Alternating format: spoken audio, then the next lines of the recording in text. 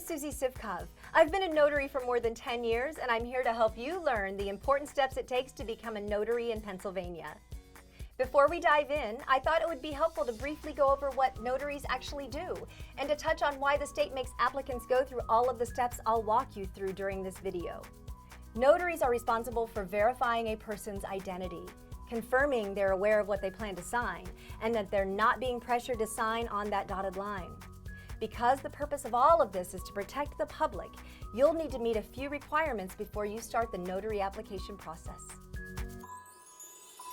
While some states have more requirements than others, most of them include being 18 or older, being a legal resident of the state, and not having any felony convictions.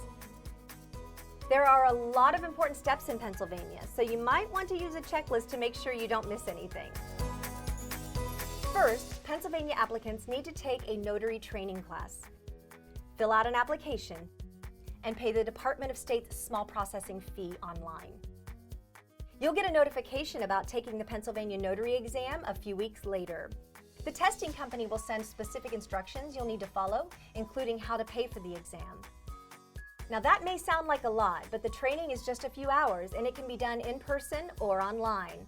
The exam covers what you'll learn during the class, like the do's and don'ts of being a notary and the laws you need to follow.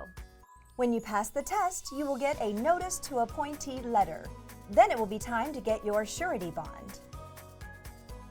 Next, you'll head over to the county office to file it, along with registering your signature and taking your oath of office.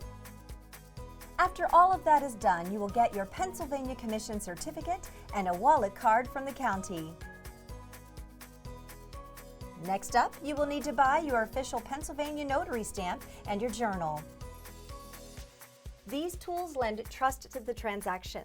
They help protect the public, and they help protect you if any of your notarizations are questioned. There are a lot of optional supplies to help you carry out your day-to-day notary work too. Consider using a guidebook that shows you the security features to look for when you check a signer's ID. And you might want to get a carry case that locks so you can keep your supplies secure. Now let's talk a little bit about notary errors and omissions insurance. This step is completely optional, but it's one you should seriously consider taking. While notaries should make every effort to avoid mistakes, if an error is made, having an E&O policy protects you as the notary. It's a really inexpensive way to give yourself peace of mind.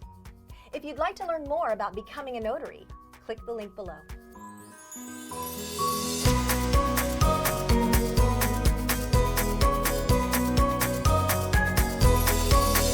Are you ready to become a Pennsylvania notary? Then visit us at nationalnotary.org/Pennsylvania.